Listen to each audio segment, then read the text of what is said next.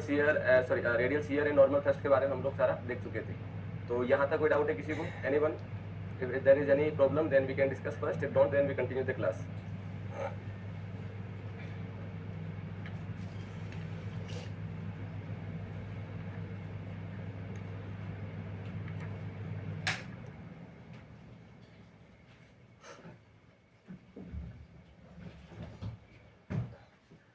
चलिए तो आगे बढ़ते हैं।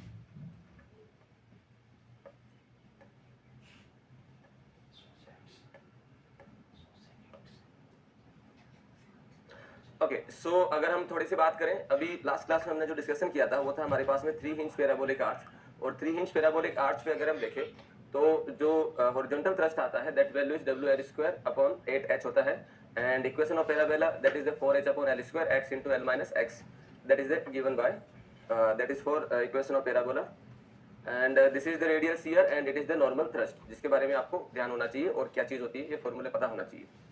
अब अगर हम 3 हिंज आर्च की बात करें तो उसमें मान लेते हैं कि अगर हमारे पास में सपोज करिए टेम्परेचर इंक्रीज होता है, तो 3 हिंज आर्च चूंकि डिटर्मिनेट स्ट्रक्चर है, तो डिटर्मिनेट स्ट्रक्चर के अंदर टेम्परेचर इंक्रीज या डिक्रीज की वजह से कोई स्ट्रेसेस डेवलप नहीं होती है। बट अगर हम थोड़ा सा इसमें देखें तो ये हमारे पास में 3 हिंज आर्च होता है। Look at this is the 3 hinge arch, and यहाँ पे तीसरा वाला हिंज दे रखा है। जब टेम्परेचर इंक्रीज होगा, temperature effect on 3 hinge arch, temperature effect on 3 hinge arch, अगर मैं इसकी बात करूं तो क्या होगा कि ये दोनों जो हिंज है ए और बी, जो हिंज दे रखा है इट विल नॉट एक्सपांड, ये अपनी जगह से डिस्प्लेस नहीं होंगे बिकॉज ये हिंज दे रखे हैं। बट टेम्परेचर अगर इंक्रीज होगा तो we know that the material will try to expand, और मटेरियल जब एक्सपांड होने की कोशिश करेगा तब उस केस में इसका जो नेचर होगा, ये जो आर्च होगी वो राइज होके यहाँ आ जाएगी कुछ ऐसे। So that is the delta H, that is the delta H. तो delta H is the rise of the temperature, delta H is the rise of temperature, right. तो ये हो जाएगा डेल्टा एच, क्या हो जाएगा, delta H is the rise of arch due to increase in temperature, temperature increase होने से क्या हो जाएगा, जो आर्च है वो आपके पास में पहले इसका जो राइज था, पहले जो इसका राइज था स्प्रिंग लाइन से, that was H, now the total rise is the H plus delta H, total rise is the H plus delta H, ये हो जाएगा इसका टोटल राइज। और इसका वैल्यू अगर हम देखें तो ये दिया जाएगा, इसका वैल्यू अगर हम देखें तो ये दिया जाएगा delta H is equal to L² plus 4H divided by L² into alpha T, this is the one, right. 4H² होगा ये, 4H², ओके। तो ये फॉर्मूला आपको क्या करना है, याद रखना है। दिस फॉर्मूला, ये जो है फॉर्मूला आपको क्या रखना है, याद रखना है, राइट। तो लिखिए, इसके अंदर हेडिंग लगाइए, temperature effect on 3 hinge arch, temperature effect on 3 hinge arch, और इसमें लिखिए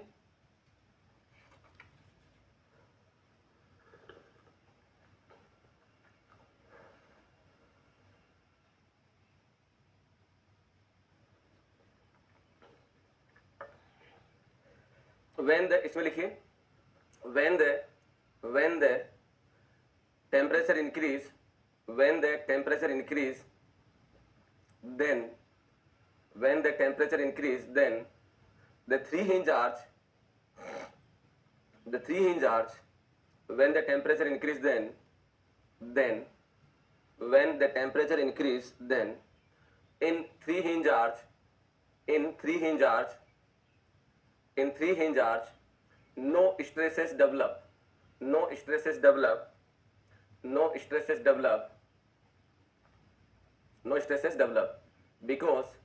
because 3 hinge arch is, because 3 hinge arch is 3 hinge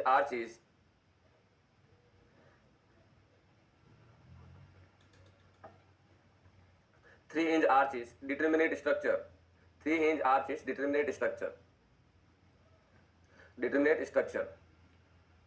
next point लिखिए, due to temperature increase only, temperature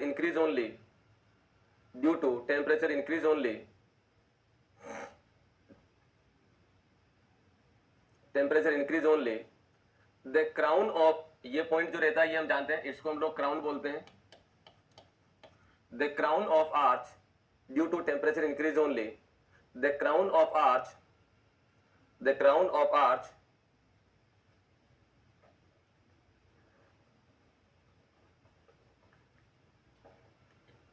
the crown of arch rise by RISC, rise by delta H. ये crown क्या हो जाएगा, delta H से rise हो जाएगा, that is the delta H, and the delta H का equation हो जाएगा L square plus 4h square divided by 4h into alpha T. तो डेल्टा एच का जो वैल्यू हो जाएगा दैट इज क्या हो जाएगा, L square plus 4h square upon 4h into alpha delta T.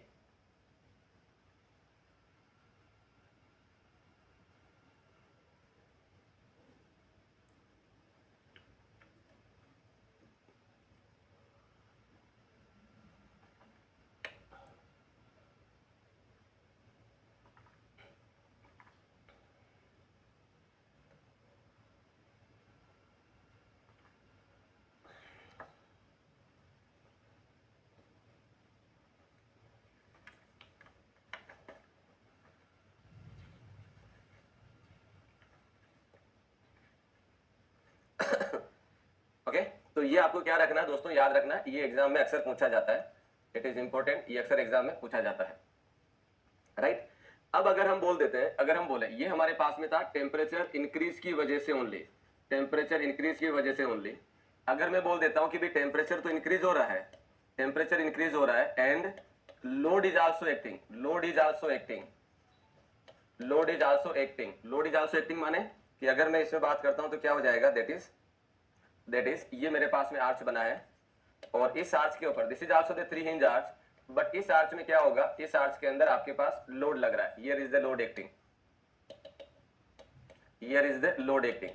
तो मैं ये जानता हूं इस लोड की वजह से यहाँ पे जो रिएक्शन आती है वो हो जाएगा H, यहाँ पे जो रिएक्शन आती है वो हो जाएगा H, और H का वैल्यू होता है WL square upon 8H, WL square upon 8H. ये तभी है, ये वाला वैल्यू तभी है जब आपके पास में टेम्परेचर का कोई इफेक्ट नहीं है. लेकिन अगर मैं कंडीशन कह देता हूं कि भाई टेम्परेचर इंक्रीज हो रहा है और लोड इज एक्ट कर रहा है, तब उस केस में the horizontal thrust will decrease, the horizontal thrust will decrease. ये क्या हो जाएगा, डिक्रीज हो जाएगा, हॉरिजॉन्टल थ्रस्ट विल डिक्रीज. तो इसको आप नोट करके लिख लो.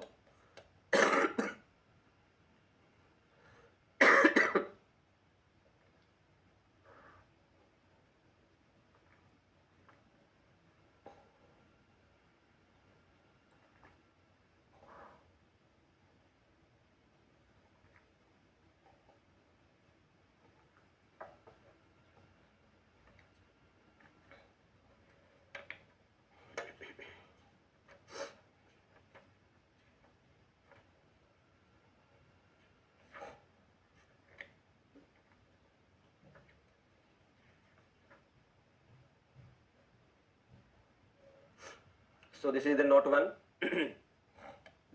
note 1. ओके तो ये डायग्राम बना लीजिए ना. अब कल हमने जो ये सारा लिखा था, कल हमने ये जो 3 इंच पैराबोलिक आर्च के लिए जो यूडीएल लोड से सब्जेक्टेड है, इसके अंदर जो लिखा था, यहाँ पे एक पॉइंट और लिखो, यहाँ पे एक नोट करके पॉइंट लिख लो, थोड़ी बहुत जगह होगी आपके पास में कहीं, यहाँ पे नोट करके लिख लीजिए. And it is the very important, it is very important, note करके पॉइंट लिखिए. कल जो हमने क्लास खत्म करी थी उसके बाद में आपको कहीं साइड के अंदर एक पॉइंट लिख लीजिए नोट करके, और ये बहुत इंपॉर्टेंट है. 3 hinge parabolic arch subjected to UDL, 3 hinge parabolic arch, 3 hinge parabolic arch subjected to UDL, 3 hinge parabolic arch subjected to UDL, 3 hinge parabolic arch subjected to UDL, subjected to UDL on entire span, on entire span, on entire span, then radial shear and bending moment is 0, then radial shear and bending moment is 0. ये अक्सर objective में पूछा जाता है कि 3 inch parabolic arch पे UDL लग रहा है पूरे स्पान पर, तब उस केस में रेडियल शियर नहीं होगा और ना ही बेंडिंग मोमेंट होगा, तब ये फोर्स ट्रांसफर करेगा ओनली एक्सियल थ्रस्ट के द्वारा, यानी कि कंप्रेशन के द्वारा, राइट। तो नेक्स्ट पॉइंट लिख लीजिए, नेक्स्ट पॉइंट लिख लीजिए, it transfer the load, it transfer the load, it transfer the load, load through normal thrust, it transfer the load through normal thrust, bracket में लिखिए कंप्रेशन, ब्रैकेट में लिखिए compression.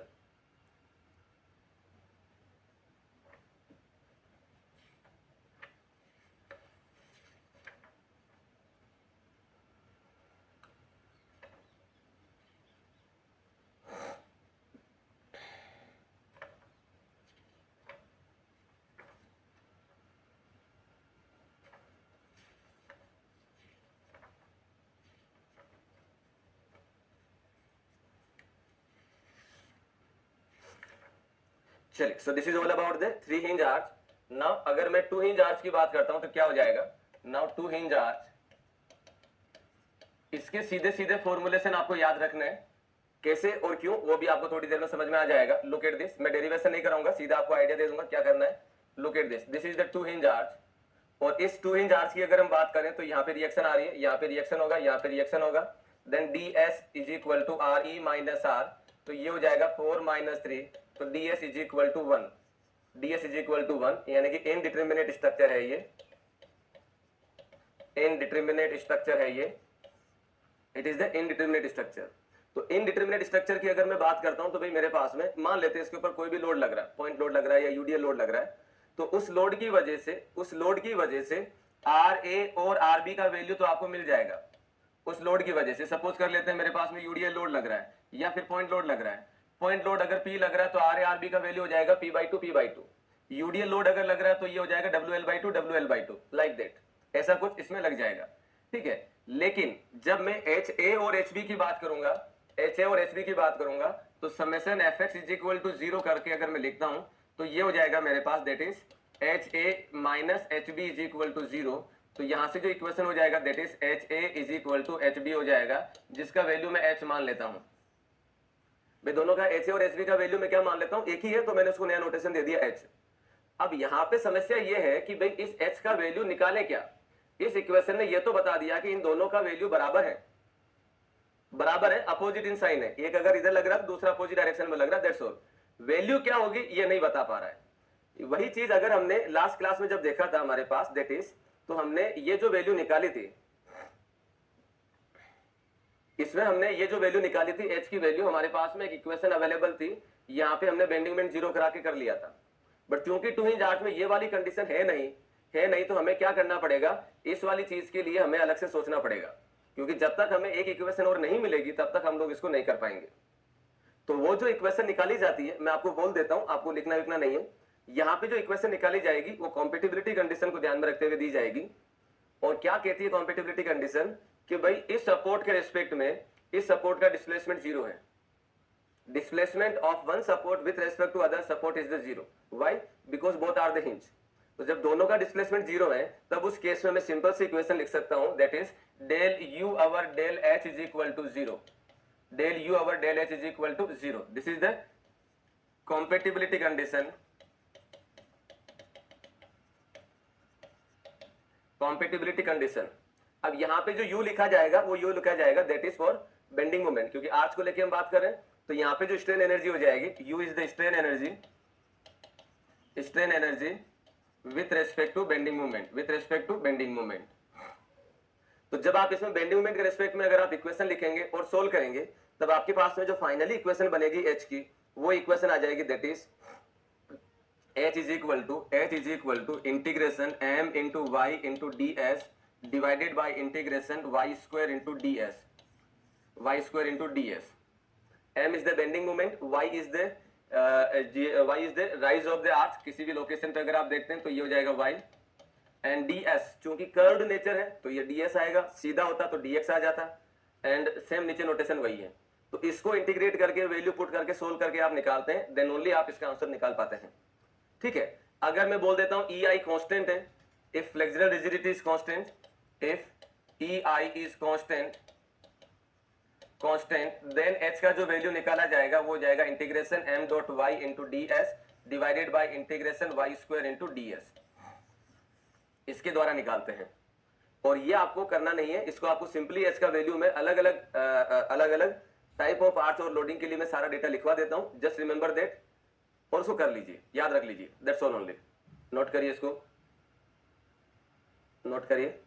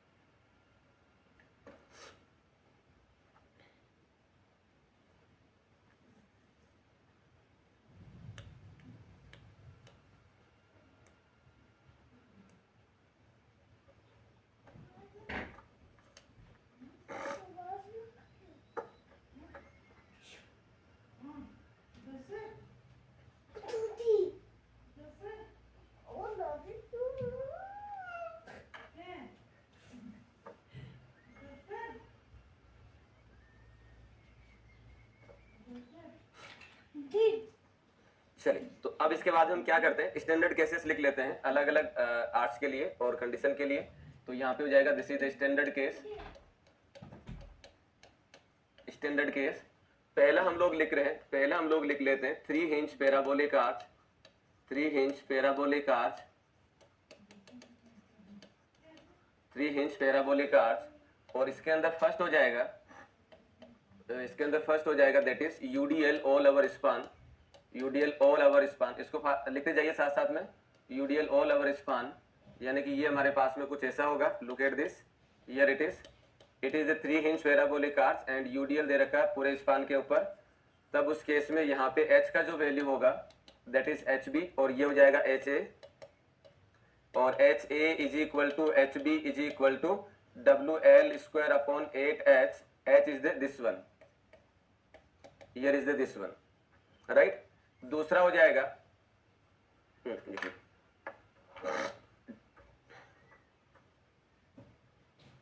दूसरा हो जाएगा यूडीएल, सेकंड हो जाएगा UDL all over span, span but abutment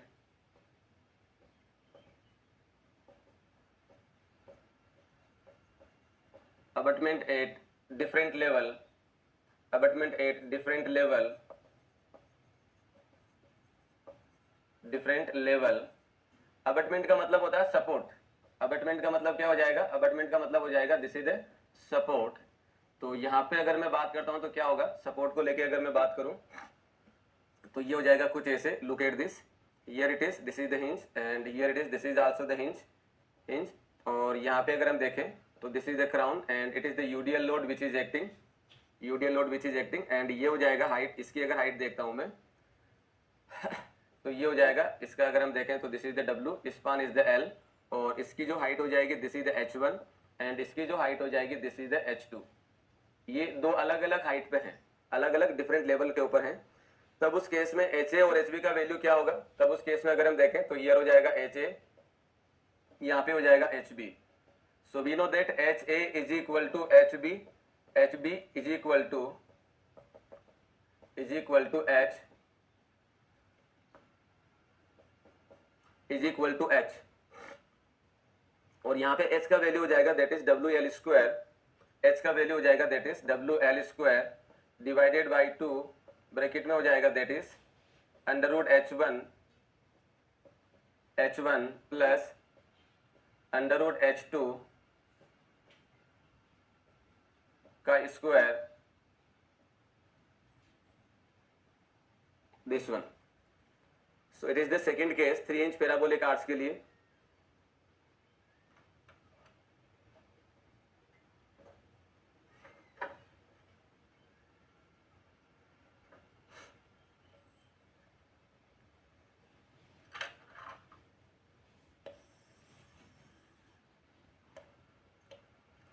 तीसरा केस हो जाएगा दैट इज तीसरा केस क्या हो जाएगा? Point load W act at x distance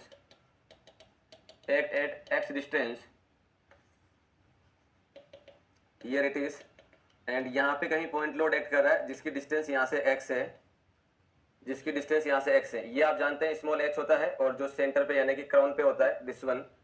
तो यहाँ पे h का जो वैल्यू दिया जाएगा वो दिया जाएगा, h का वैल्यू दिया जाएगा h is equal to WX divided by 2H।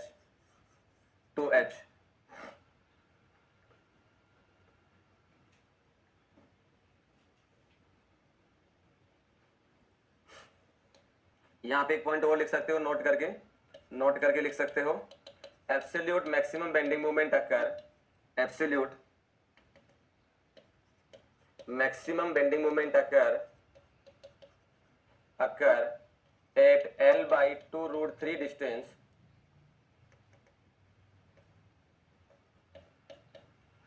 maximum bending moment occur that L by 2 root 3 distance from either support, distance from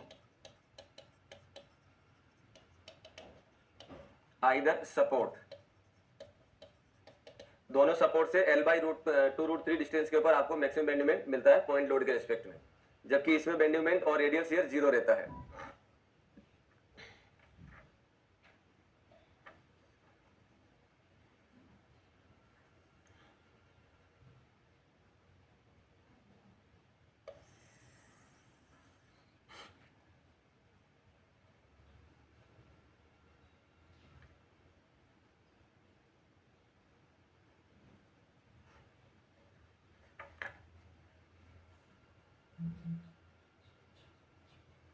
So this is all about the 3 inch parabolic arch.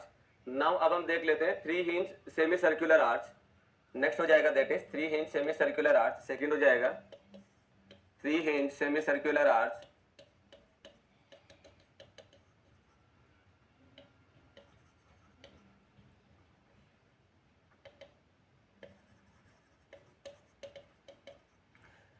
Semi circular arch.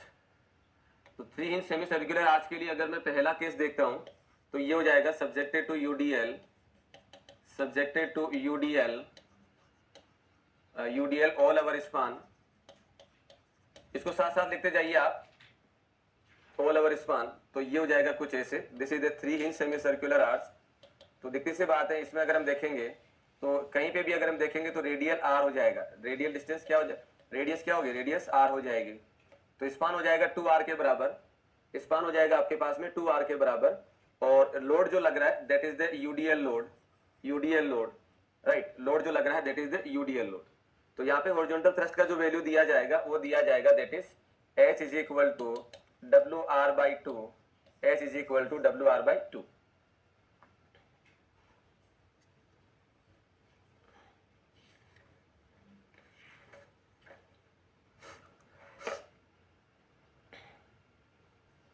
तो ये आपके पास में cases बन जाते हैं 3 inch parabolic arch के लिए।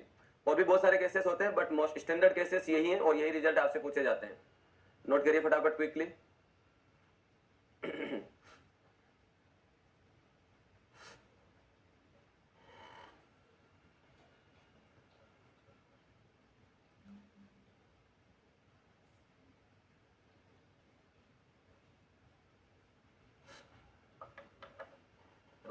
पास में केसेस बन जाते हैं 3 हिंज पैराबोलिक आर्च के लिए।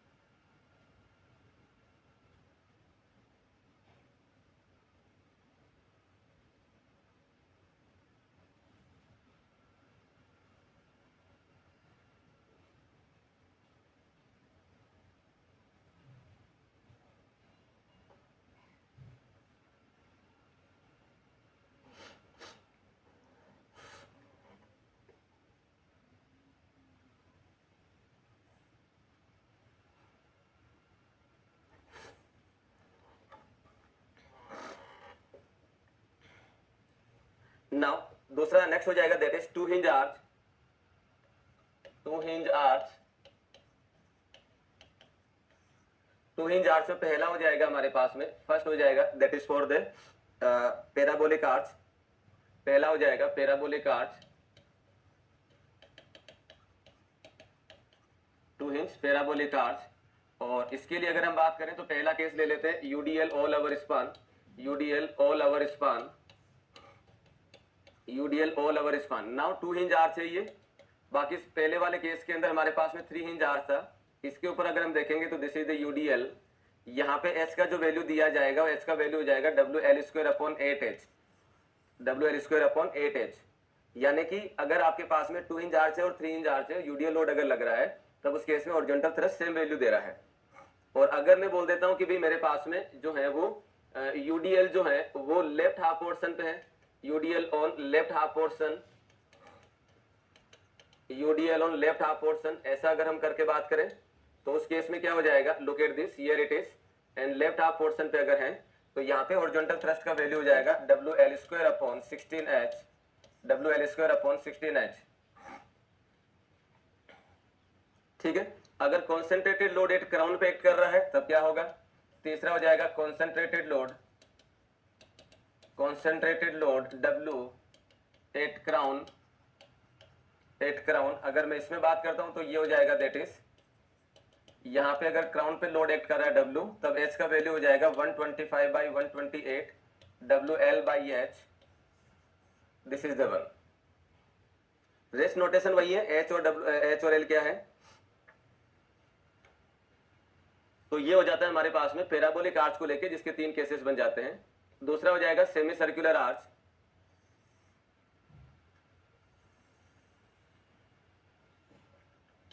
नेक्स्ट हो जाएगा सेमी सर्कुलर आर्च।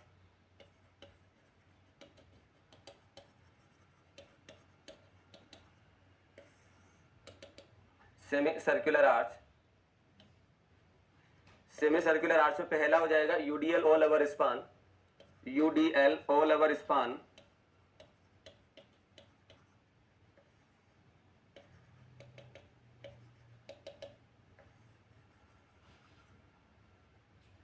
इसमें जो एच का वैल्यू दिया जाएगा वो दिया जाएगा 4/3 WR/π, WR/π। R is the radius, क्योंकि सेमी सर्कुलर है तो ये क्या हो जाएगा, यहाँ पे अगर आप देखोगे तो दिस इज द R, तो ये हो जाएगा R is the radius, WR/π। Point load अगर क्राउन पे लग रहा है तब क्या होगा, दूसरा हो जाएगा point load crown, point load W at crown, W8 crown,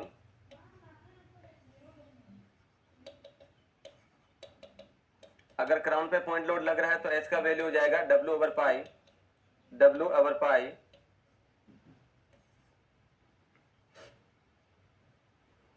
और ये रिजल्ट एग्जाम में आया हुआ है, आपके पास एग्जाम में पूछी हुई चीज है ये।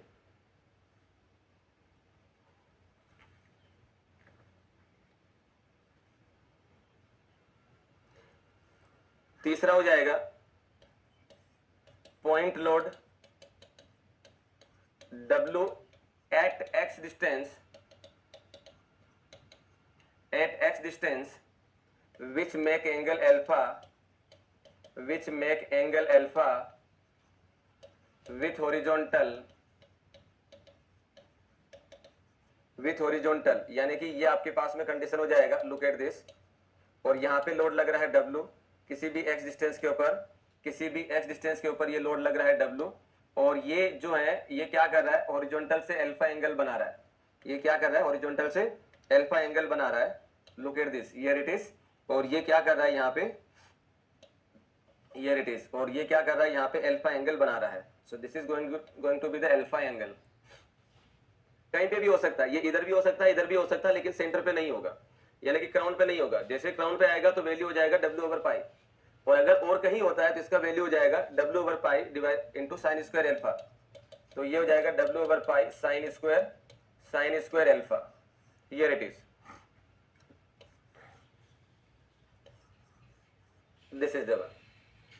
तो ये सेमी सर्कुलर आर्च के लिए है, ये जो है वो पैराबोलिक आर्च के लिए है। दिस वैल्यू आपको याद होनी चाहिए।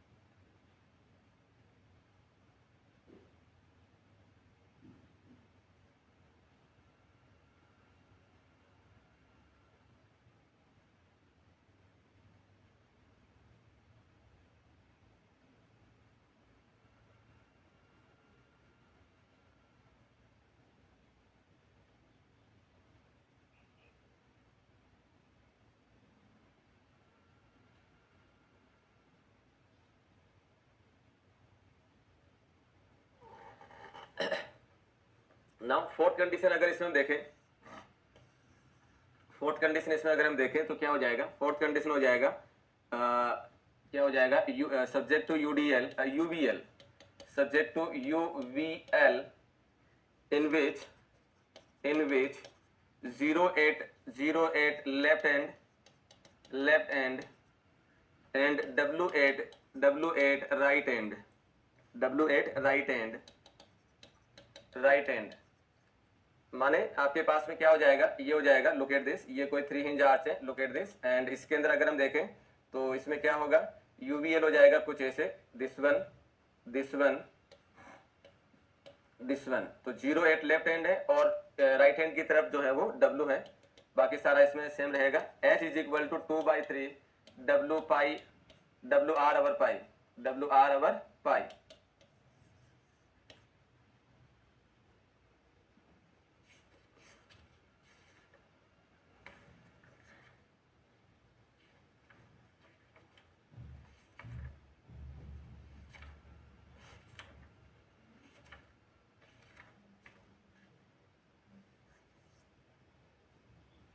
लिखिए इसको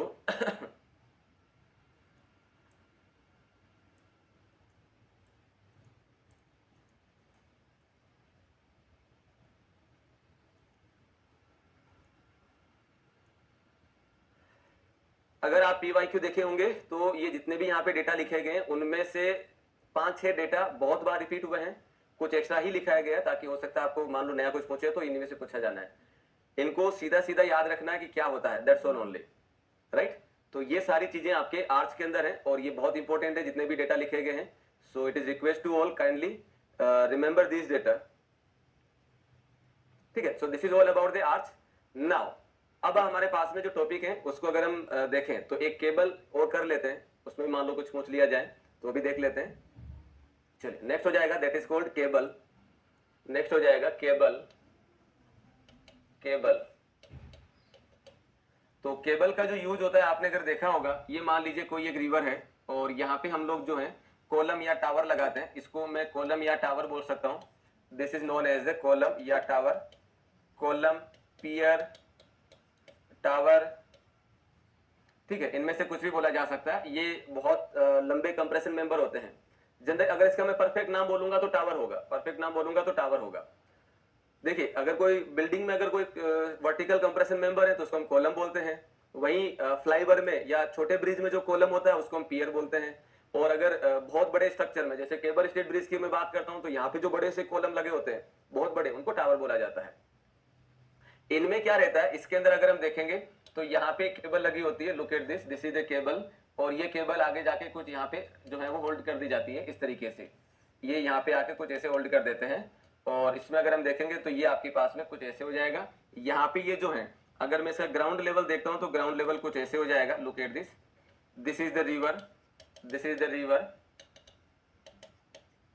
और ये रोडवे या रेलवे कुछ भी हो सकता है, रोडवे रेलवे कुछ भी इसमें बना सकते हैं। और ये जो ब्रिज रहता है, ये ब्रिज रहता है इससे, यहाँ पे अगर मैं बात करता हूँ तो ये जो येलो कलर की जो लाइन है जिसको हम लोग केबल बोलते हैं, ये केबल यहाँ पे सस्पेंडर, इसको बोला जाता है सस्पेंडर, सस्पेंडर से जुड़ी होती है। और सस्पेंडर ऑलवेज टेंसाइल मेंबर होते हैं, ऑलवेज टेंसाइल मेंबर होते हैं। और नेचर कौन से हो जाएंगे, ये भी केबल ही होती है, ये भी केबल ही होते हैं, ये भी केबल ही होते हैं। बट हम इन सस्पेंडर की बात नहीं कर रहे हैं, हम बात कर रहे हैं इसको लेके, this is called the cable, this, इसको हम लोग बोलते हैं केबल, ठीक है। तो this is called the cable. अब इसमें क्या होगा कि जैसे इस रोड से, मैं इसको भी लिख देता हूं, this is the roadway, roadway, जैसे इस रोडवे से जो है वो कुछ व्हीकल पास होता है या ट्रक वगैरह, ऑब्वियस बात है ये रिवर पे बना है तो हैवी लोडेड स्ट्रक्चर के लिए, हैवी लोडेड व्हीकल्स के लिए होगा, तो यहाँ पे लोड भी बहुत ज्यादा आता है। तो जैसे इसमें से व्हीकल पास होगा तो क्या होगा, सस्पेंडर टेंशन में आएगा और ये सस्पेंडर इस केबल के ऊपर क्या करेगा, फोर्स ट्रांसफर करेगा, ठीक है। तो ये सस्पेंडर क्या करना है, इसके ऊपर लोड ट्रांसफर करना है। तो केबल जो होती है, केबल की अगर मैं बात करूं, केबल के अंदर कंप्रेशन मेंबर, कंप्रेशन फोर्स या कंप्रेसिव कैपेसिटी इसकी जीरो होती है, बेंडिंग मोमेंट जीरो होता है। कंप्रेशन जीरो इसलिए होता है क्योंकि अगर मैं इसको जरा समझने की कोशिश करता हूं तो मान लीजिए ये मेरे पास में कुछ केबल है, इस केबल से यानी कि आपका जो मोबाइल का जो वायर है, चार्जर का जो वायर है, उस पर आप टेंसाइल लोड ट्रांसफर कर सकते हैं। लेकिन इसके अलावा ना तो उससे आप कंप्रेशन लगा सकते हैं ना ही बेंडिंग कर सकते हैं। तो केबल की axial rigidity, tensile axial rigidity ज्यादा होती है, इनफाइनाइट होती है, जबकि कंप्रेशन और बेंडिंग कैपेसिटी इसकी जीरो होती है। ठीक है ना, तो ये आपको ध्यान रखना है। तो पहले ये पिक्चर बना लो फटाफट, लास्ट का खाली एच बाकी है लिखना, तो फटाफट लिखो इसको। एच का वैल्यू हो जाएगा दैट इज 2/3 WR/पाई, 2/3 WR/पाई।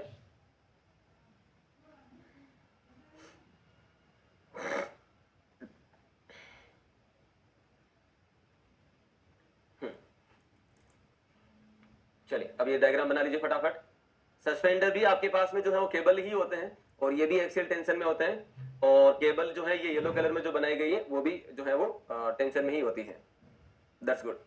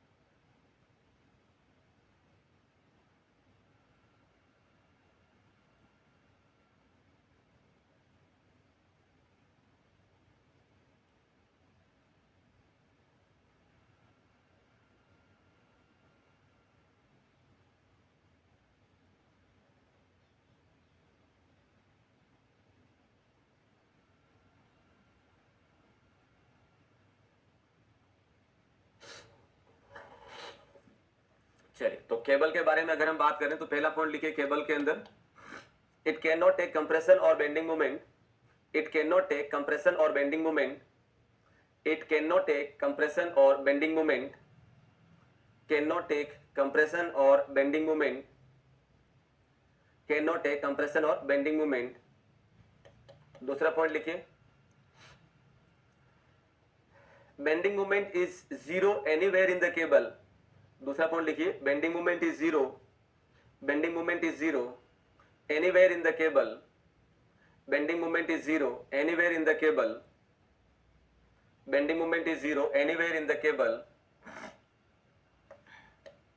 तीसरा हो जाएगा कैरेक्टरिस्टिक्स। केबल की जो कैरेक्टरिस्टिक्स होती है वो क्या हो जाएगा, ई आई जो रहता है, फ्लेक्सुरल रिजिडिटी इसकी जीरो रहती है, फ्लेक्सुरल रिजिडिटी,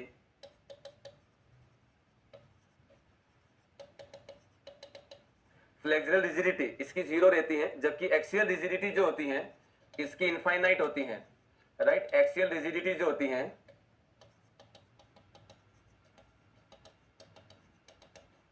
एक्सियल रिजिडिटी इसकी इनफाइनाइट होती है। ये ध्यान रखना, ये एग्जाम में आ रखा है।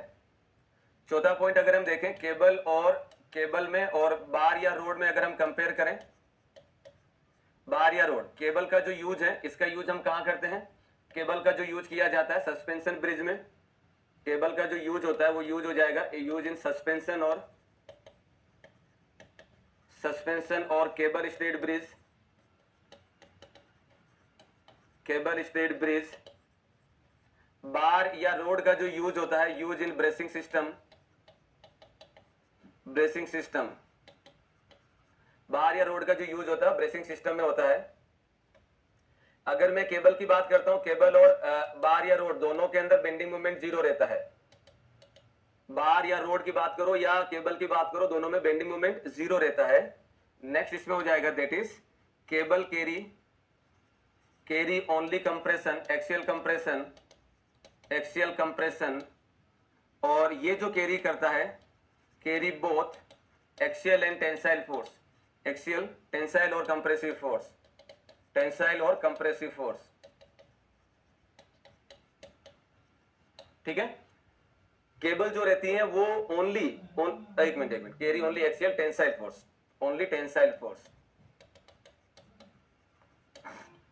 केबल जो रहता है दोस्तों, केबल ओनली जो है वो एक्सियल टेंशन कैरी करती हैं, जबकि बार या रोड जो होती हैं वो टेंशन और कंप्रेशन दोनों को कैरी करती हैं। नोट करिए, केबल का फर्स्ट पॉइंट रिपीट कर दो। फर्स्ट पॉइंट क्या लिखे थे? Cable can not take compression और bending moment, cable can not take compression और bending moment, cable can not take compression और बेंडिंग मोमेंट। सेकेंड पॉइंट ये था bending moment is zero anywhere in the cable.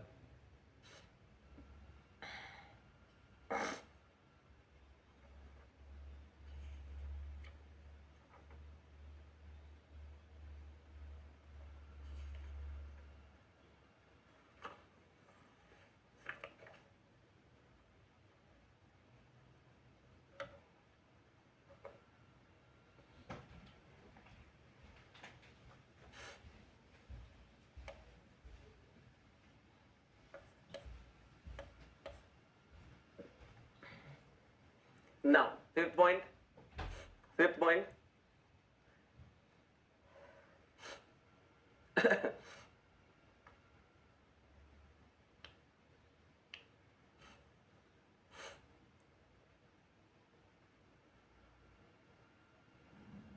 The deflected shape of cable is, the deflected shape of cable, fifth point लिखिए, the deflected shape of cable, the deflected shape of cable under UDL or its own weight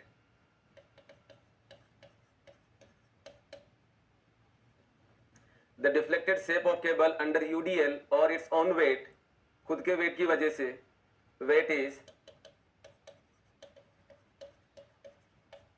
catenary, CATENARY, note parabola. ठीक है, तो ये इसका जो wait होता है, sorry इसका जो डिफ्लेक्टेड शेप होता है ऑन वेट की वजह से, खुद के वेट की वजह से, वो क्या रहता है? कैटेनरी वेट रहता है।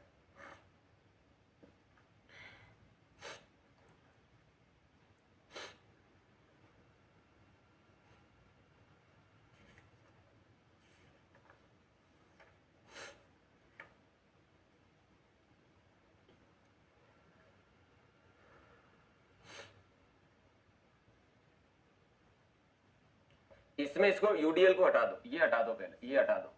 Under its own weight, own weight की वजह से यूडीएल नहीं होगा इसमें, इसको अपडेट कर लीजिए। The deflected shape of cable under its own weight, खुद के वेट की वजह से only, its own weight that is the catenary, खुद के वेट की वजह से जो इसका शेप होगा that is for the catenary.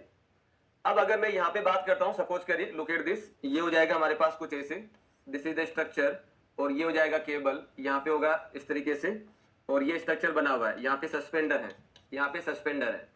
तो मैं अगर इस केबल को लेके अगर बात करता हूँ, केबल के अगर मैं बात करता हूँ, तो इस केबल के ऊपर पूरी जगह लोड लग रहा है। वो लोड कौन सा लग रहा है? ये वाला। तो मैं इस केबल को जो है कुछ ऐसा बना देता हूँ, इस केबल को कुछ ऐसे बना देता हूँ, assuming this load is acting, assuming this load is acting, here it is, this point is the A, this point is the A and this point is the B, this point is the B, this point is A and this point is the B। तो क्या होगा इसके अंदर अगर हम देखें, तो यहाँ पे आपके पास आ जाएगी वर्टिकल रिएक्शन VB, और यहाँ पे आ जाएगी horizontal reaction that is the HB। यहाँ पे आ जाएगी this is the horizontal reaction HA, and यहाँ पे आ जाएगा this is the vertical reaction VA। अब क्या होगा, जैसे इसके ऊपर लोड लगेगा, ये केबल पुल करने की कोशिश करेगी, टेंसाइल होगी, तो टेंशन जो आएगा दैट इज आ जाएगा this is the TB, and यहाँ पे आ जाएगा this is the TA, this is the TA, right, और दिस इज द UDL। तो इसका जो शेप होगा, इसका जो शेप होगा, शेप ऑफ केबल जो होगा that is the shape of cable. अगर लोड लग रहा है, शेप ऑफ केबल अगर मैं देखता हूं, तो ये लोड की वजह से यानी कि यूडीएल की वजह से पैराबोलिक होगा, और ऑन वेट की वजह से कैटेनरी होता है। तो क्या हो जाएगा, शेप ऑफ केबल जो होगा that is the parabolic, that is the parabolic, और ये सेकंड ऑर्डर पैराबोला होता है, सेकंड ऑर्डर पैराबोला होता है, पैराबोलिक। अगर मैं इसकी बात करता हूं तो इसमें क्या हो जाएगा, सपोज करिए ये इसका लेवल है, और यहां से इसका डिप या सेग YC जो हो जाएगा, YC क्या हो जाएगा, डिप और सेग, डिप और sag of cable, sag of cable, dip और सेग ऑफ केबल। तो इसका जो इक्वेशन होगा, इक्वेशन क्या हो जाएगा, सेकेंड ऑर्डर पैराबोला, इसका इक्वेशन दिया जाएगा दैट इज 4H, हमने आज के लिए क्या लिखा था, 4H upon L square, X into L minus x, H की जगह यहां पे आ जाएगा वाई सी, एच की जगह क्या आ जाएगा, Y C divided by L square H into L minus X, L minus X. ठीक है, तो ये छठा पॉइंट है हमारे पास। अब अगर इसमें हम देखें दोस्तों तो सबसे ज्यादा जो टेंशन होगा, सबसे ज्यादा जो टेंशन होगा वो कहां पे होगा, दोनों एंड के ऊपर, ए और बी पॉइंट के ऊपर सबसे ज्यादा टेंशन होगा। और ये जो हॉरिजॉन्टल थ्रस्ट है उसका जो वैल्यू क्या हो जाएगा, ये हो जाएगा सातवां पॉइंट। हॉरिजॉन्टल थ्रस्ट का जो वैल्यू होगा, हॉरिजॉन्टल थ्रस्ट का जो वैल्यू होगा that is the H is equal to H A is equal to H B is equal to H, जिसका वैल्यू क्या होता है W L square upon 8, arts में लिखेंगे तो 8 एच हो जाएगा, और केबल में लिखूंगा तो एच की जगह क्या आ जाएगा वाई सी, इसकी जगह क्या आ जाएगा वाई सी, सिंपल सी बात, this is the Y C.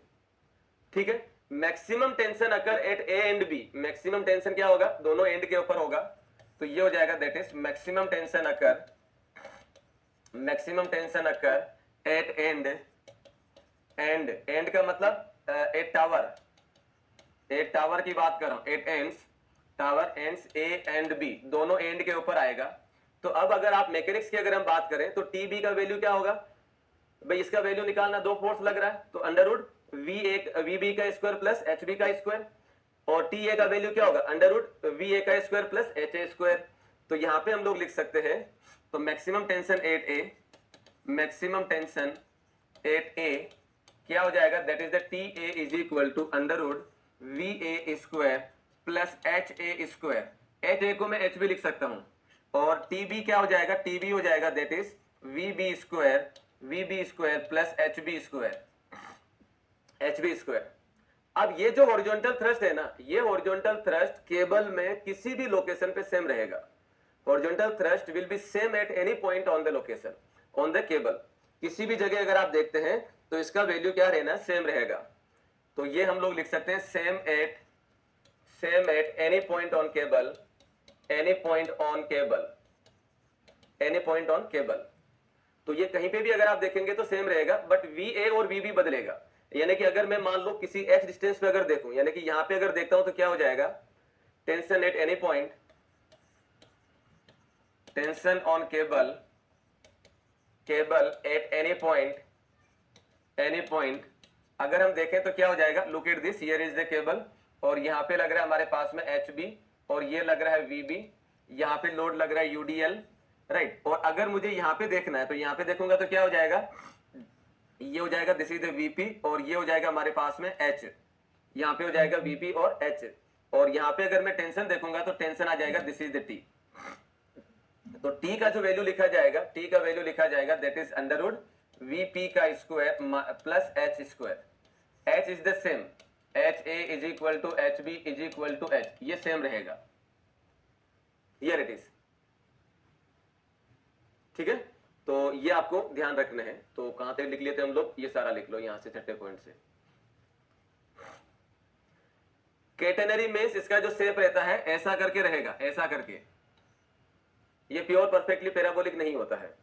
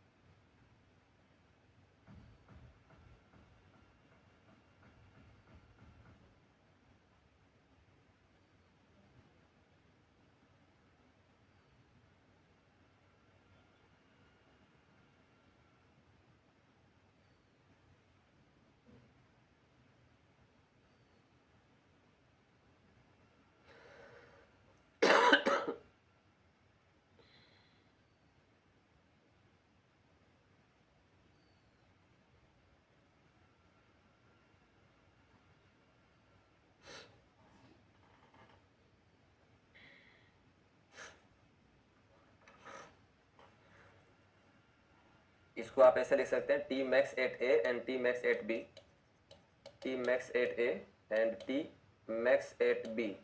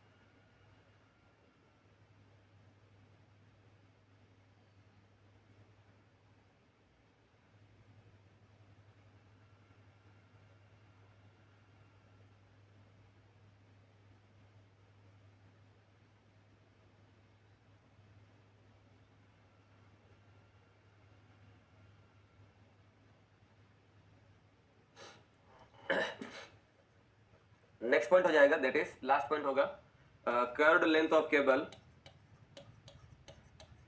Curved length of cable, capital L से डिनोट कर रहे हैं।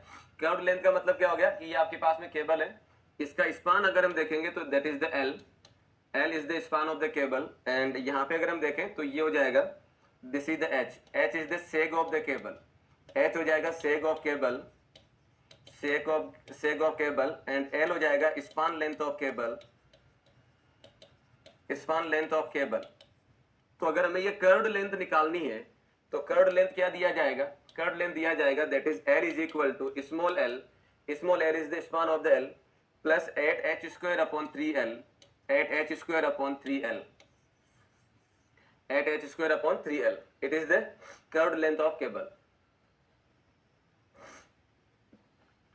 तो ये कुछ पॉइंट हैं केबल के जो आपको ध्यान रखने हैं, नोट करिए।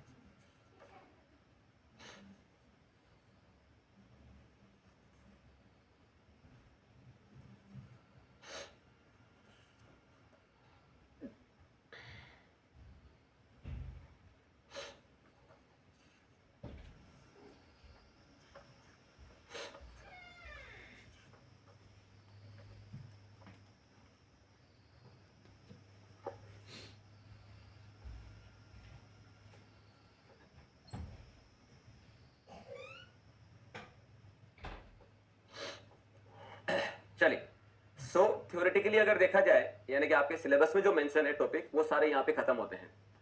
इतना ही आपके सिलेबस में दे रखा है, इससे ज्यादा नहीं दे रखा है। और क्वेश्चन जो आप लोगों से पूछे गए हैं अभी तक, अगर मान लेते हैं 10 क्वेश्चन हर साल अगर आते हैं, ऐसा मान लेते हैं, तो 6 से 7 या 7 से 8 बोलना भी गलत नहीं होगा, है ना। 7 से 8 क्वेश्चन जो है वो डिटर्मिनेसी वाले, मतलब पहले चैप्टर से, ट्रस्ट वाले से दूसरा चैप्टर, और आर्ट्स जो हमने करा तीसरा, इन तीनों से क्वेश्चन पूछे गए हैं, राइट। बाकी जितने भी चैप्टर हमने किए हैं जो भी हमारे पास में, उनसे लास्ट के 2-3 क्वेश्चन आए हैं। तो it is up to you कि आप इसमें क्या करते हैं, बट मेरा सजेशन तो यही रहेगा कि आप उन तीनों टॉपिक को पहले करें, एंड जो क्लास में दिखाया गया उसको अच्छे से कर लें। आपके 10 क्वेश्चन में से लगभग 9 क्वेश्चन बन जाने हैं, है ना। और अगर सब कुछ सही रहा तो सारे क्वेश्चन बन जाएंगे, ठीक है। तो ये आपका सिलेबस है। As I told you in the last class that we will discuss some more topics in the class, maybe जो है आपके पेपर में पूछ लिया जाए। तो उसमें पहला जो हो जाएगा, मैं अब जो करवा रहा हूं, दैट इज द जो इंपॉर्टेंट पॉइंट है उनमें, जैसे मैट्रिक्स मेथड हो गया या ILD हो गया, तो इनमें जो इंपॉर्टेंट है, जो एग्जाम में, नॉर्मल एग्जाम में, गेट ESE की बात नहीं कर रहा हूं, नॉर्मल एग्जाम में जो पूछा जाता है वो मैं आपको सारे लिखवा रहा हूं। तो उनको ध्यान रख लीजिए। और जो है वो हो सकता है अगर मान लो कि कुछ आउट ऑफ कोर्स अगर पूछ लिया जाए तो वो आपसे बन जाएंगे, ठीक है। तो यहाँ पे हम लोग थोड़ी सी बात और कर लेते हैं। तो नेक्स्ट हो जाएगा हमारे पास में मैट्रिक्स मेथड। नेक्स्ट हो जाएगा मैट्रिक्स मेथड। मैट्रिक्स मेथड दो तरीके से होता है, एक हो जाएगा फ्लेक्सिबिलिटी मैट्रिक्स और दूसरा हो जाएगा स्टिफनेस मैट्रिक्स मेथड। एक हो जाएगा फ्लेक्सिबिलिटी मैट्रिक्स मेथड और दूसरा हो जाएगा stiffness matrix method. Stiffness matrix method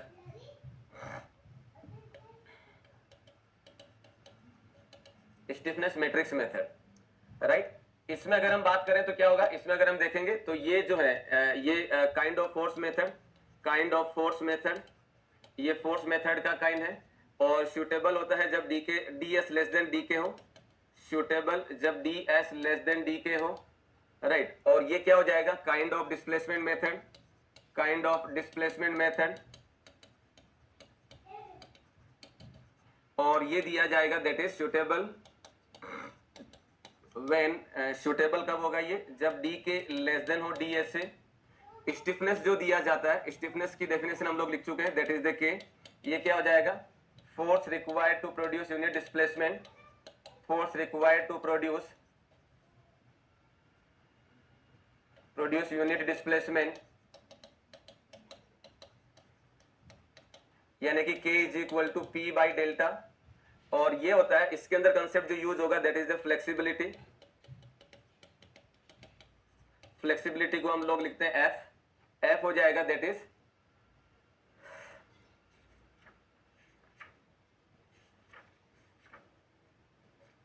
displacement caused by unit force, displacement caused by unit force, displacement caused by unit force,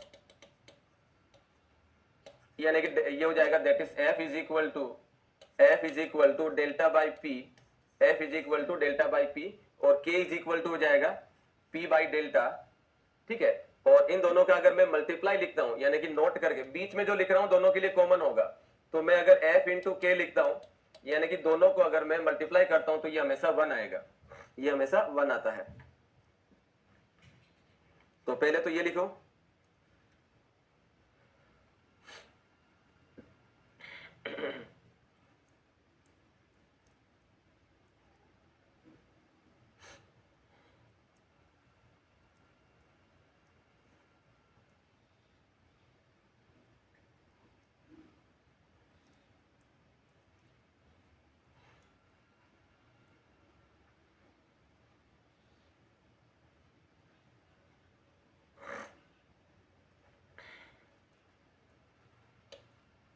इसमें हो जाएगा ऑर्डर ऑफ फ्लेक्सिबिलिटी मैट्रिक्स,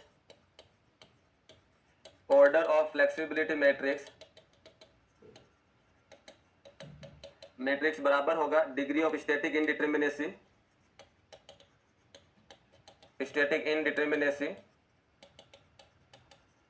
और डिग्री ऑफ कोऑर्डिनेट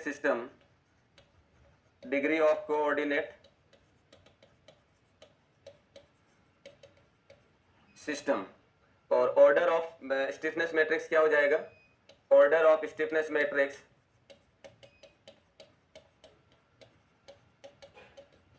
ये हो जाएगा degree of kinematic indeterminacy, degree of kinematic indeterminacy और degree of coordinate system, और degree of coordinate system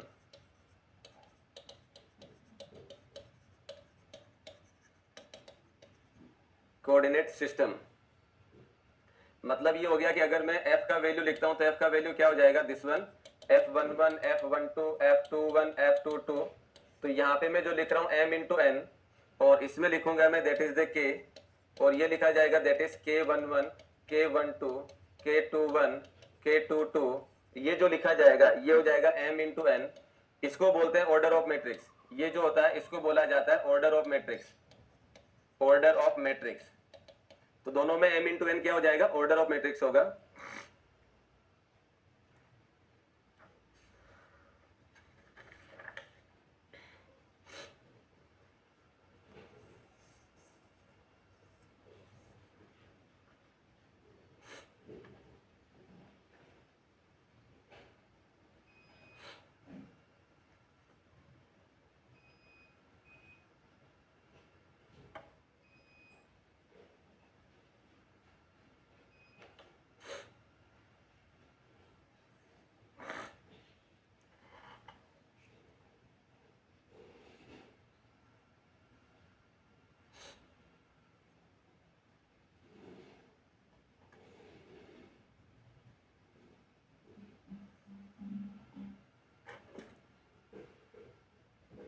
now ये जो डायगोनल होता है, ये जो डायगोनल होता है, तो ये हो जाएगा डायगोनल। तो इसमें दोनों में कॉमन लिख लेता हूं, diagonal in both matrix, diagonal in both matrix, both matrix is diagonal in both matrix is non-zero and non-negative, non-zero and non-negative element, non-negative element, non-negative element. Both matrix are always square matrix, both matrix, both का मतलब flexibility और stiffness, both matrix are always square matrix, both matrix are always square matrix. तो ये point दोनों में common है, इसलिए मैंने बोथ लिखा है।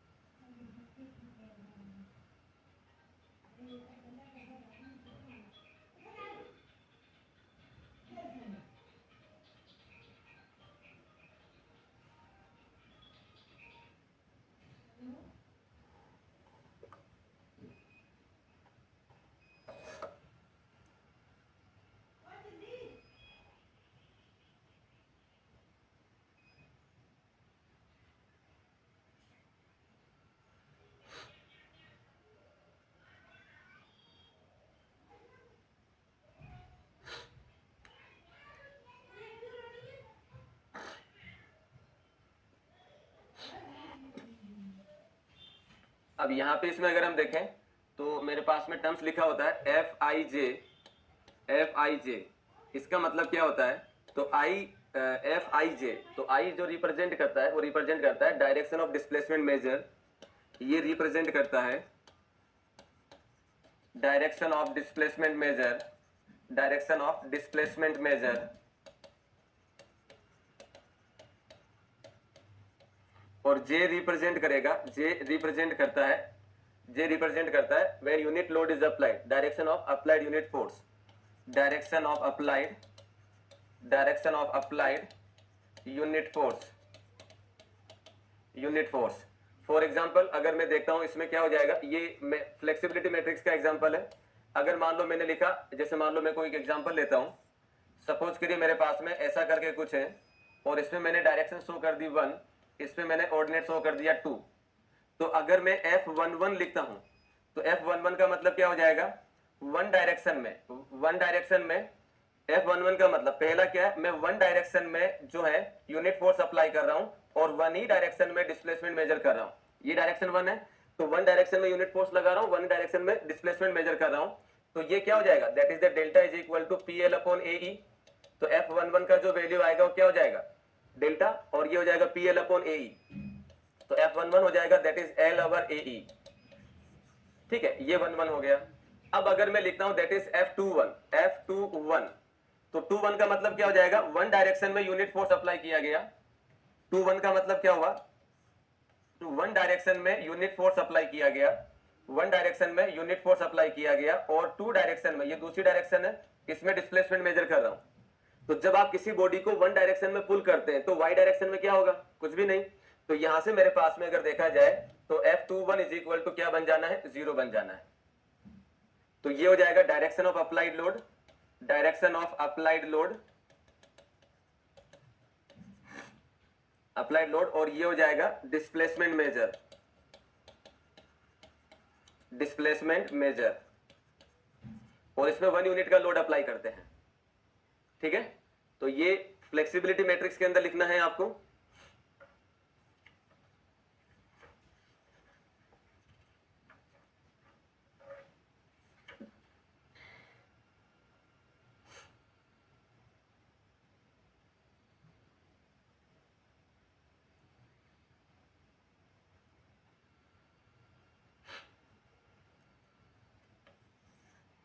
अगर मैं स्टिफनेस मैट्रिक्स में लिखता हूं तो स्टिफनेस मैट्रिक्स में क्या हो जाएगा, के आई जे का मतलब आई रिप्रेजेंट फोर्स डेवलप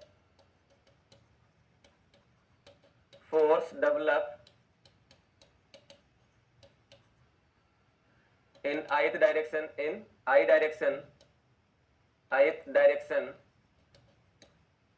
जे हो जाएगा आई डायरेक्शन, जे रिप्रेजेंट करता है direction of applied unit displacement, direction of applied unit displacement. Means इसका मतलब अगर हम लिखें तो के आई जे हो जाएगा that is force develop in I direction, force develop in ith direction, force develop in I direction when unit displacement is provided in, unit displacement is given in, displacement is given in even in j direction. जब आप j direction में unit displacement देते हैं तो i direction में क्या force develop होगा वो स्टिफनेस मैट्रिक्स के द्वारा देखते हैं। ये फ्लेक्सिबिलिटी मैट्रिक्स का है, लिखिए इसको।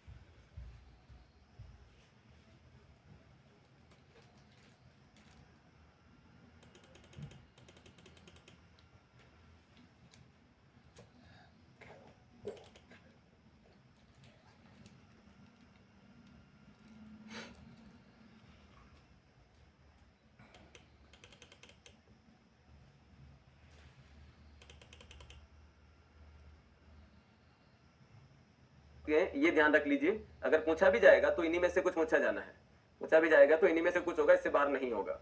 ठीक है, सो एक तो ये टॉपिक था जो आपको ध्यान रखना था।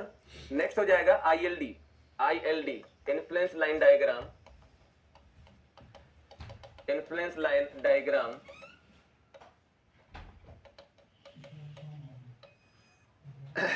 इन्फ्लुएंस लाइन डायग्राम, ILD क्या होता है, इसको कैसे समझे? तो जैसे इसके नाम में लिखा गया इन्फ्लुएंस, इन्फ्लुएंस का मतलब होता है प्रभाव।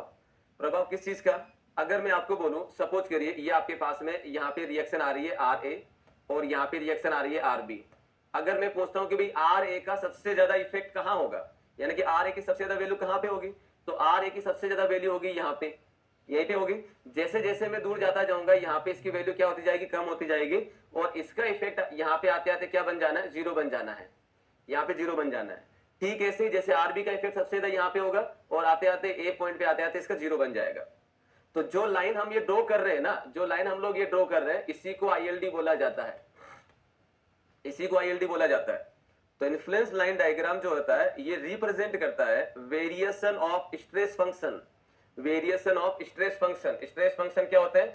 स्ट्रेस फंक्शन हो जाएंगे मेरे पास में shear force, bending moment, reaction, reaction, slope और रोटेशन, स्लोप और रोटेशन। किसी का भी, इनमें से किसी का भी आपको अगर इन्फ्लुएंस देखना है तो ये क्या रिप्रेजेंट करता है? ये रिप्रेजेंट करता है variation of stress function when one unit load moves from left to right. जब इसके ऊपर एक यूनिट का लोड एक एंड से दूसरे एंड की तरफ जाता है, तब यहाँ पे इसका या इसका या इसका या इसका जो भी वेरिएशन आता है किसी भी एक सेक्शन पे, किसी भी एक सेक्शन पे, वो उसका ILD को शो करेगा। तो ILD इज द ILD क्या रिप्रेजेंट कर रहा है? ये रिप्रेजेंट कर रहा है variation of any stress function at any section when a unit load moves from one end to another end. ठीक है, चलिए तो पहले यही लिखिए स्टेटमेंट इसके अंदर। इसमें जो जो इंपॉर्टेंट पॉइंट है वो मैं सारे लिखवा देता हूं।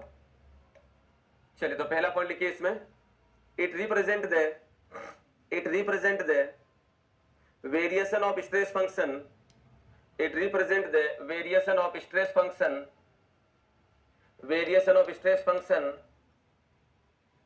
such as axial force, bending moment, shear force, reaction, slope, rotation। ये यहाँ लिखा गया है, it represent the variation of stress function such as axial force, shear force, bending moment, reaction, slope और rotation। ये लिखा गया इधर बोर्ड पे,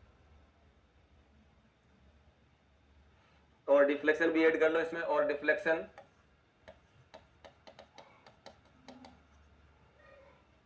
क्या लिखे हम लोग इसमें? It represent the variation of stress function such as axial force, shear force, bending moment, reaction, slope oblique rotation और deflection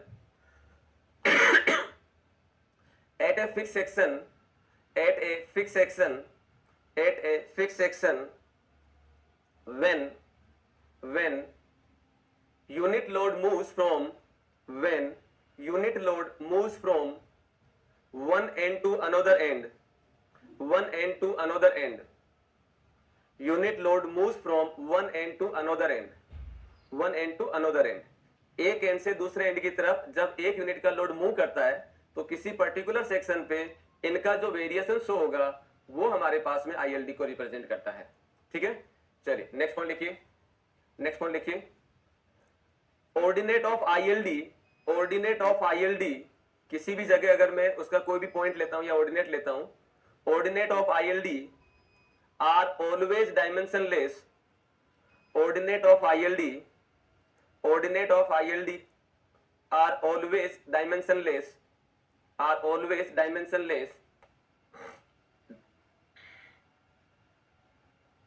next point, ILD for reaction, shear force, bending moment, ILD for reaction, shear force, bending moment is always linear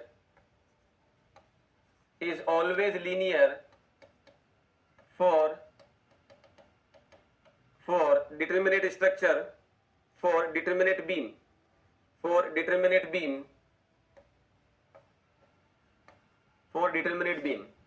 ILD for reaction, shear force, bending moment is always linear for determinate beam and combination of straight line and curve, combination of straight line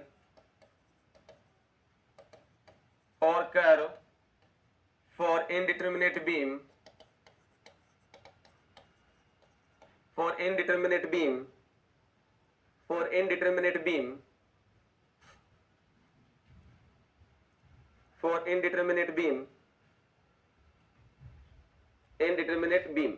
माने अगर मेरे पास में पूछ लिया जाता है कि ILD for indeterminate beam के लिए क्या होगा, पहला लिखा गया लीनियर, दूसरा लिखा गया कर्व, तीसरा और चौथा कुछ और लिखा गया।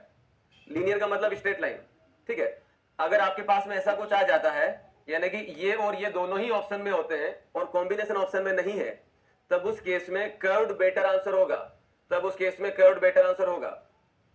रिपीट कर देता हूं, पहले ऑप्शन में लिख दिया गया स्ट्रेट लाइन, दूसरे में लिख दिया गया लीनियर, तीसरे में लिख दिया गया कर्व और चौथे में लिखा गया नन ऑफ दिस, तब उस केस में कर्व ऑप्शन ज्यादा बेटर होगा।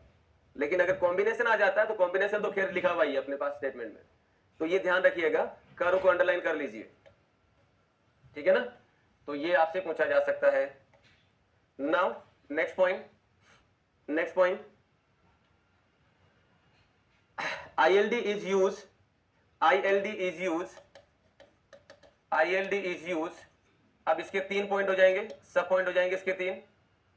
ILD is used, पहला हो जाएगा to find the position of live load,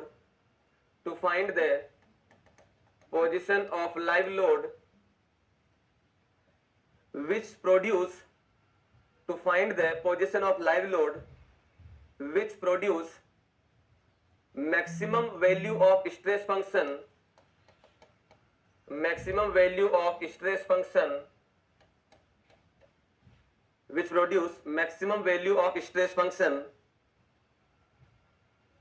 दूसरा point, it also calculate the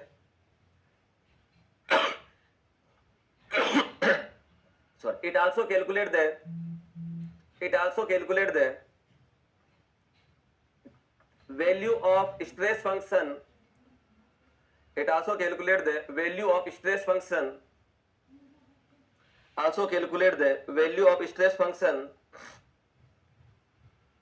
with critical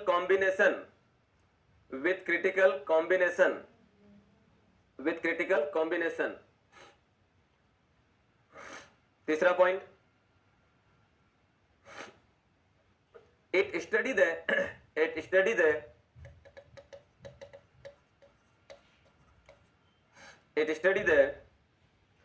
effect of moving load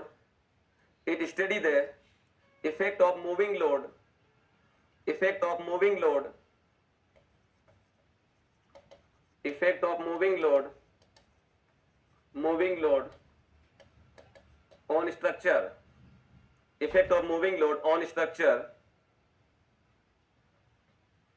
सो ये हमारे मेन पॉइंट जो चलते आ रहे थे, जो भी पॉइंट था पहला दूसरा तीसरा जो भी है। अब नेक्स्ट मेन पॉइंट पे आ जाइए, वापस जो भी आपका पॉइंट है, चौथा पांचवा जो भी है। यहाँ पे कितने लिखते आ रहे थे हम लोग, जो भी लिखते आए हैं, है ना।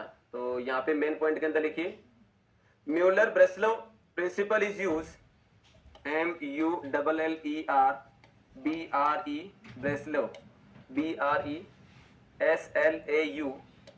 BRESLAUS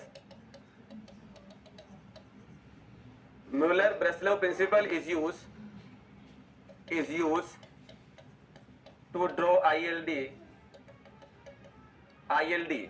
Mueller-Breslau principle is used to draw ILD for both determinate and indeterminate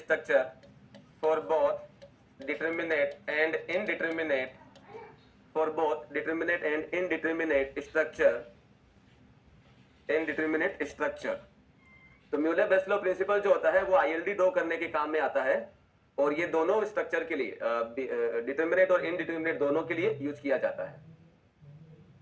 और अगर आप PYQ बना रहे हैं तो ये वाली चीज 2 बार पूछी गई है। म्यूलर-ब्रेसलो प्रिंसिपल किसके लिए यूज होता है? तो ये ILD ड्रॉ करने के काम में आता है। चलिए, और यही पॉइंट ध्यान रखना, ये आपके सिलेबस में नहीं है लेकिन फिर भी SSC JEE के PYQ में आया है, तो इसको बताना थोड़ा जरूरी हो जाता है। और आपसे क्वेश्चन जो पूछे जा सकते हैं, ये जो भी हमने लिखा है यही ऑब्जेक्टिव बनते हैं नॉर्मल एग्जाम के लिए, ठीक है। So this is the structure from my side, and जो लिखाया गया उसको अच्छे से प्रैक्टिस करिए, एंड उसको 1 से 2 बार रीडिंग लगा के PYQ बना लीजिए, आपके लगभग PYQ बन जाने हैं, राइट। सो अच्छे से मेहनत करिएगा, डायरेक्शन सही रखिएगा, बस ये ध्यान रखिए अब आपके पास गलती करने के चांसेस नहीं है, टाइम बहुत पास में, तो ऑनेस्टली ईमानदारी से काम करिए, मेहनत करिए, सिलेक्शन हो जाएगा, डोंट पैनिक, है ना। जितना कर रहे हो उतना एग्जाम में बन जाए उतना ही काफी है। Okay, so wish you all the best. और इस तरह की कोई प्रॉब्लम है तो आप डिस्कशन कर सकते हैं। Thank you.